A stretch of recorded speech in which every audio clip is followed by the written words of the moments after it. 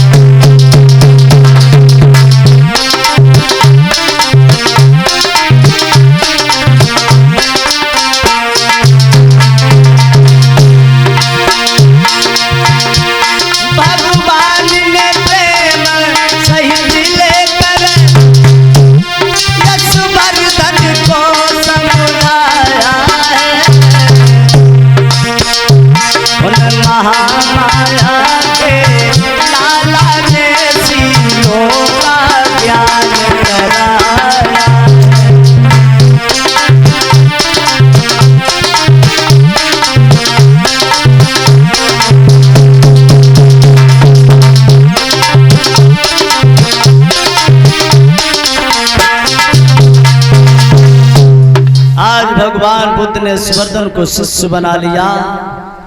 इधर जब यशवर्धन घर लौट करके नहीं पहुंचे, माता पिता पांचों पत्नियों को बहुत चिंता हुई है। माता पिता पांचों पत्नियों को बहुत चिंता हुई है, और वो चिंता इसलिए हुई कि हमारा अकेला बेटा अभी लौट करके नहीं आया, पता नहीं कहाँ गुम हो गया है, कहाँ चला गया।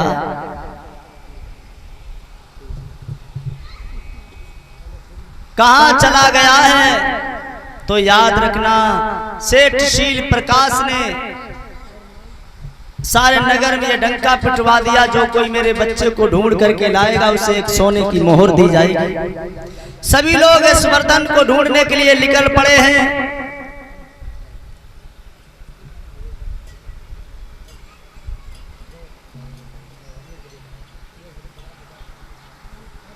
लेकिन यशवर्धन कहीं नजर नहीं आया।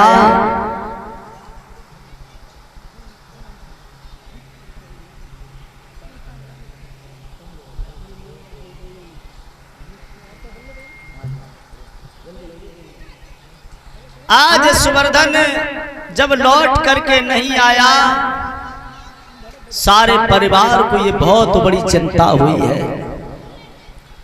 सभी लोग यशवर्धन को ढूंढ रहे हैं, बागों में, झील, तालाबों में, हर जगह यशवर्धन को ढूंढा जा रहा है। आखिर बहुत धनी सेठ का बेटा था, और इतना धनी सेठ का बेटा होने के बावजूद सारे नगर के लोग लालच में दौड़ पड़े हैं कि मैं अगर यशवर्धन को ढूंढ करके लाया तो मुझे एक सोने की मोहर मिलेगी।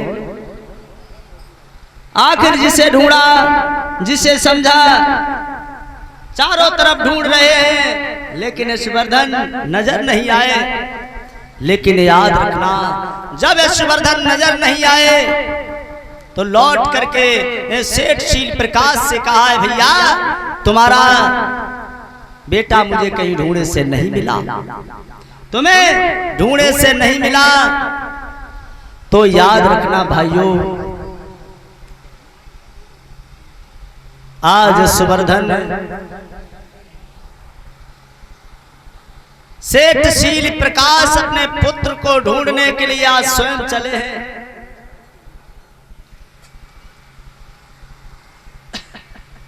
और इसी बीच में 500 मुद्राओं से सम्मान कर रहे हैं हमारे भैया डॉक्टर चमनवीर शाक्य। बहुत बहुत साधुवाद, बहुत बहुत मंगल कामनाएं। जीवन सुखी में हो, जीवन मंगल में हो। इनका पता है न्यू शाक्य मार्केट, पंसील नगर, HP पेट्रोल पंप के सामने, गौतम नगर मोड़, एटा रोड, अलीगंज एटा। कामना करेंगे भगवान बहुत बहुत साधुवाद, जीवन में खुशियां मंगल में हो, जीवन सुखी में हो। आज जब सेठ शील प्रकाश उस यशवर्धन को ढूंढने के लिए चले, लेकिन यशवर्धन कहीं नजर नहीं आया। ढूंढते ढूंढते पुत्र की आस में वहीं पहुंचे हैं जहां करुणा के सागर तथागत बुद्ध विराजमान है।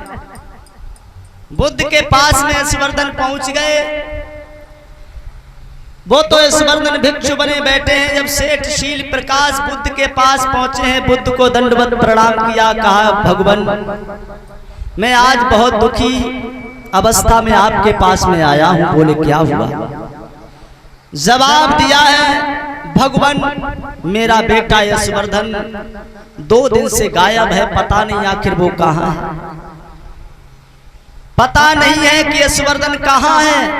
तब भगवान बुद्ध ने सेठ शील प्रकाश से कहा है, सेठ शील प्रकाश अगर तुम्हारा बेटा इन भिक्षुओं में हो तो पहचान लो, लेकिन मुझसे मत कहना। जब काफी देर तक सेठ शील प्रकाश ने उस यशवर्धन को देखा, देख लिया, पहचान लिया, और जब पहचान लिया है तो जवाब दिया है अरे यशवर्धन को उसके पिता ने जब भगवान बुद्ध के पास में यशवर्धन को भिक्षु बने अवस्था में देखा, पैरों तले धरती खिसक गई है कि मेरा बेटा भिक्षु बन गया है।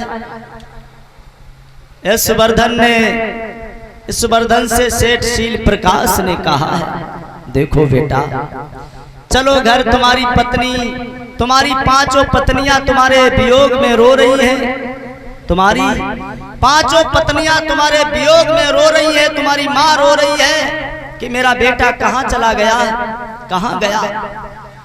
सेठ शील प्रकाश के पुत्र यशवर्धन ने कहा है लौट जाओ, कोई हमारा पिता नहीं है, कोई हमारी पत्नियां नहीं है, कोई हमारा घरबार नहीं है, मैं तो बुद्ध की शरण में आ गया हूं, अब मैं तो भगवान बुद्ध का शिष्य हूं।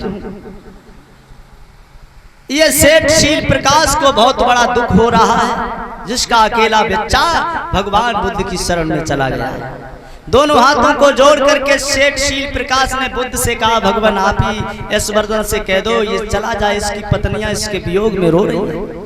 भगवान बुद्ध ने कहा आप समझ लें बात को, यशवर्धन चला जाए तो ले जाओ, लेकिन यशवर्धन बुद्ध की शरण में जाना व्यक्ति एक बार जो भगवान बुद्ध की शरण में अगर पहुंच जाता है, दुनिया की कोई ताकत उसे भटका नहीं सकती, क्योंकि बुद्ध के शरण में जाने के बाद इंसान का डर इस संसार से खत्म हो जाता है, उसका मन शांति से परिपूर्ण हो जाता है। याद रखना भाइयों, आज यशवर्धन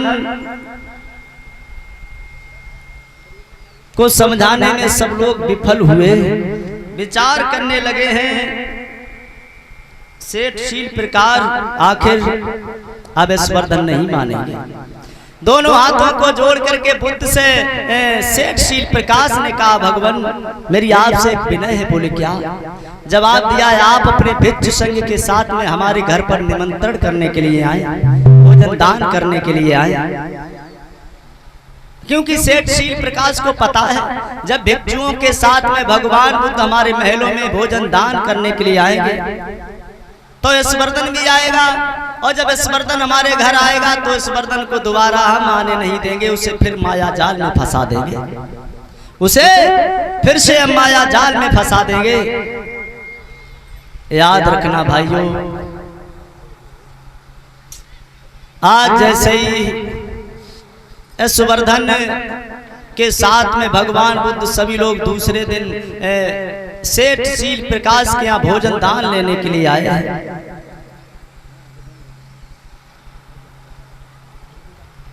सेठ शील प्रकाश एक बहुत धनी सेठ थे, जिन्होंने अपने महलों के कोने कोने पर हीरे जवाहरात के ढेर लगवा दिए कि हमारा बेटा इस माया को देख करके दोबारा बुद्ध की ओर नहीं जाएगा। लेकिन बड़े ही प्रेम से भोजन दान किया गया। भोजन दान देने के बाद आज यशवर्धन जो थे, भगवान बुद्ध ने वहां परिवार में कुछ धर्म उपदेश दिए। इसके बाद यशवर्धन चलने के लिए तैयार हुए। 5 पत्नियां रोने लगी हैं। 5 पत्नियों ने देखा है कि मेरे स्वामी कितने सुंदर लग रहे थे, आज ये भिक्षु बन गए हैं, आज इन्होंने भेष कैसा रख लिया है। जो व्यक्ति जिसकी 5-5 पत्नियां संसार की काम वासनाओं में जूझ रहा था, बुद्ध की शरण में जाने के बाद इतना बदल गया है कि वो सारा संसार उसे कितना सुहाना नजर आने लगा। आज सुवर्धन जो था भगवान बुद्ध की शरण में पहुंचने के बाद अपनी पत्नी अपनी माँ सबका स्वार्थ रिश्ता खत्म कर दिया, सबका स्वार्थ खत्म हो गया। याद रखना भाइयों, जब चलने के लिए तैयार हुई है तो पांचों पत्नियां रोने लगी हैं। बंद है, बंद है।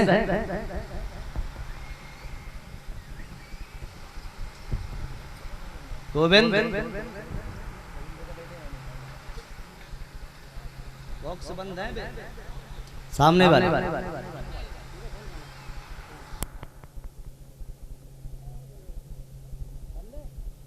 Hello hello hello hello